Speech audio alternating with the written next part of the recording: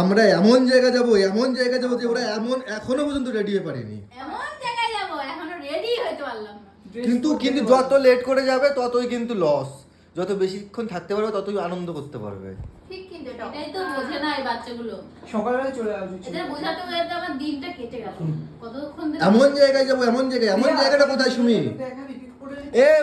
উবেরটা করতে হবে, 1.5 ঘন্টা টাইম লাগবে। সৌরভ কাজ উবের খুঁজতে গেছে বলছি, অর্ডার করতে গেছে। সুমি, হ্যাঁ আমরা ভাবছি কি একটা কিনেই নেবো, যা আমরা যে কজন আছি একটা কিনেই নেবো। এত যা আসা কোটিপতি লোক এমনিতে এখানে। হ্যাঁ, আমি কোটিপতি, তুমি কোটিপতি, আমরা সবাই কোটিপতি।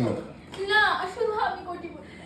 রাহুল, আচ্ছা তোমার কাছে কি আছে পূজা? আমার কাছে কিছু নেই, আমার কাছে আছে কি আমার দাদার ভালোবাসা, এক গোয়াল ভর্তি গরু, আর কিছু না। অনেক বড় মাঠ, তোর গরু দুধ দেয়?